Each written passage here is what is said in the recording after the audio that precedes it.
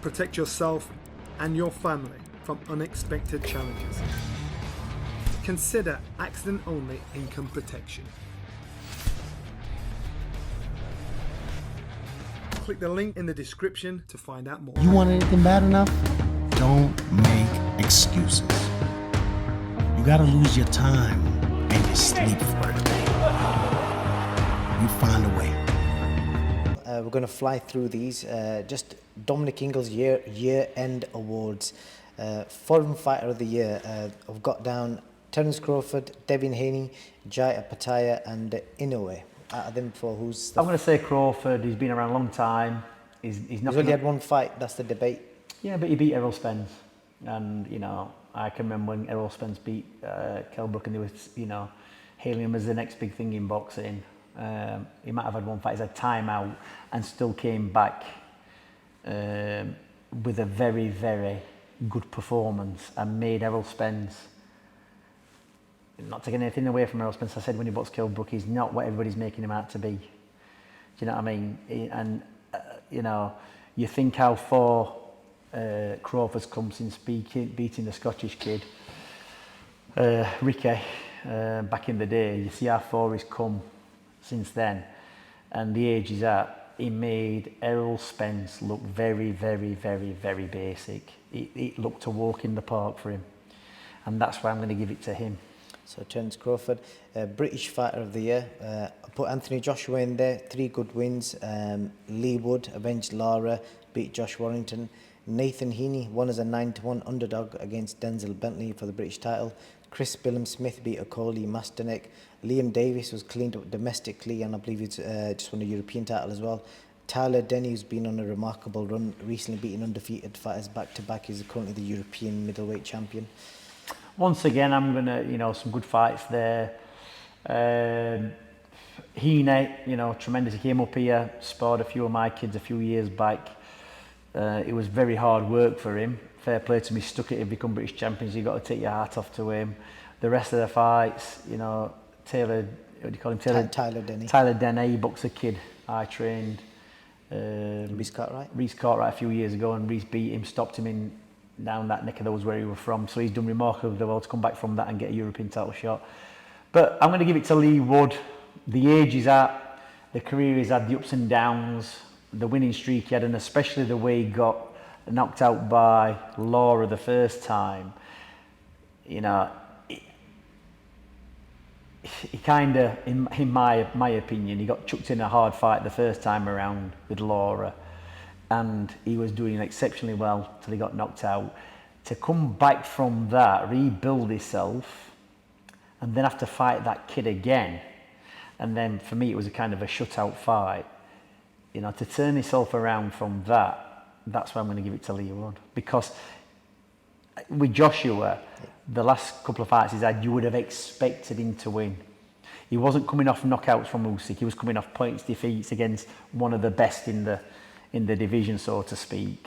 I think Lee was the underdog against Josh Warrington as well. Yeah, and also getting back to that again, so he went through the Lara position, and then for the 5 or 6 rounds he was boxing Warrington, he was, getting a beat down, so to speak, but he dug in, held it together, and, I think people might have thought, like, it was a lucky shot, but I think Lee's a smart enough fighter to realise that Josh Warrington comes out full force for 12 rounds. Look at him against the fights he's had over the last couple of years.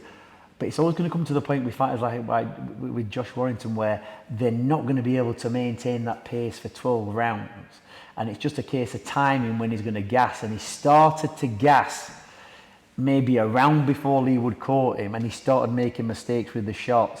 And Lee Wood kind of weathered the storm and just picked the shot perfect and got him. Good stuff. The next one, this should be interesting. Trainer of the Year. So we've got Shane McGuigan. I'm not going to go through their accolades because everyone knows what they've done. Shane McGuigan, numerous world champions. Ben Davison, obviously the work he's done with some fighters. It's worth mentioning that he played a big role in Devin Haney and Fabio Wardley's careers this year as well, which they've both highlighted in regards to tactics, even though he's not been in the corner. Grant Smith, who was Trainer of the Year last year by the British Boxing Board, continues his run of form.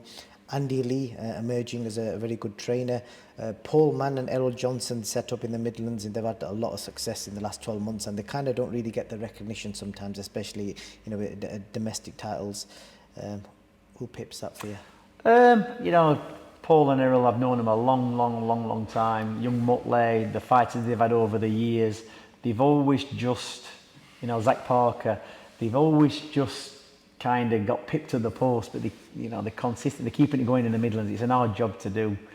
It's a thankless task at times, but they keep plugging away. So you've got to give them, if there was an award for consistency and, grinding it out and trying to keep that scene going, you'd have to give them an award. But I think you've got to pass this one to Shane McGuigan, because, like I say, he's consistent. He's got a big stable. Chris Billum-Smith did a great job when he won the world title. I think maybe down to inside information as well off Shane. So he's had some good wins this year. He's got a good stable. I can always remember being sat in a taxi with him in Manchester one time, and he got in. He looked a bit downbeat, and it's when Josh Taylor had left. It just shows you, doesn't it? He went, gutted. He goes, you've had fighters leave you in the past. It's like it's a bitter pill to swallow. I said, it's just how boxing is, Shane. I says, but what you realise over time is it's just a learning experience, and you'll learn from that, and you'll get other fighters, and you'll have more success, and you'll do your thing, and they'll do theirs, and you'll have successes in with other fighters. It's just that you got Josh to where he needed to be, and just before you're going to cash in on the big money, they're off they go. Well, it happened with us with Naz, it's happened with several fighters. But it's how long you can stick at it for, and how long you can keep plugging away, and the harder you work, eventually it will come in, and he seems to be having that time now. So, he's stuck at it long enough, and he's reaping the reward. So I think it'd have to be Shane McGuigan. Good stuff. And promoter of the year, Eddie Hearn, Frank Warren, and obviously Ben Shalom, the three TV promoters. It's close between Frank and Eddie, but, as we were saying earlier, that Eddie's been, pushing them shows out time after time, consistently. The biggest show is obviously down to Frank with this big one, what's just gone off in Riyadh. But for consistency, you've got to give it to Eddie. Eddie Hearn. A random one, boxing YouTube channel. We've got IFL, we've got Boxing News, obviously got Boxing King Media, Seconds Out, Boxing Social. Pro boxing fans, we don't really get much of a mention, but they clips a lot of channels when it comes to views a lot of the time. I don't watch a lot of boxing channels at all. I only watch your channel, Boxing King Media, and then I don't watch it because I watch myself, because I don't really watch videos back of myself. But what I do get is, the reason I'm going to say this is because I get a lot of people messaging me on social media, and like I've said before, I do get a lot of these boxing channels asking me for interviews, and I don't do them. I probably get more recognition now on the back of Boxing King Media videos and interviews I do, and I ain't really been that active in boxing over the last 2 years or so. I get more recognition from that than any other time.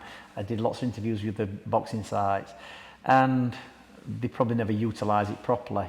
So everybody I speak to now are always referring to Boxing King Media, YouTube channels, the coverage. That's what I get a lot on my social media. I don't really plug it apart from putting my interviews up there, but I just get so much interest asking me about how come you only do videos with him, how come he's over in the Middle East doing all that stuff. It just gets where water can't. So, people vote with their eyes, I suppose, on YouTube, and like anything else, ride the crest of the wave while you can. You reap what you sow. You have to put 200% in to get 70% out. The harder you work, you'll get a bit of recognition. So, everybody I talk to, my nephews are big into boxing videos, fans, people who message me on social media. It's all Boxing King Media. That's where it is. So I suppose you'd have to give it that one. I appreciate. I'll take that award, Dom. This is the last thing. 3 funny things you've said this year. You renamed Zile Zhang Chang. You named AJ OJ, and you named Gerald Miller, Baby Jake Miller. Why? Where did I get Baby Jake from? You said it. Oh, do you know what? It's Baby Jake Matala. He used to be a fighter years ago. Yeah. Which one was your favourite out of them three? Oh God, it's got to be. Do you know what?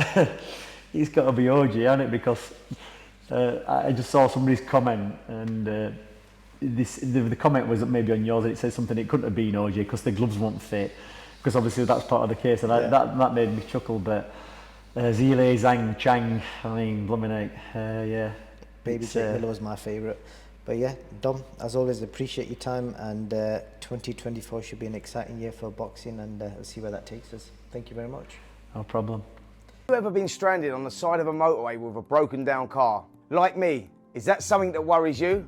That's where motor breakdown insurance comes in. If your vehicle breaks down, a trained professional will be sent out to get you back on the road. Or if this is not possible within the specified time frame, to transport you to your home or to the nearest garage. You want anything bad enough? Don't make excuses. You gotta lose your time and your sleep for it.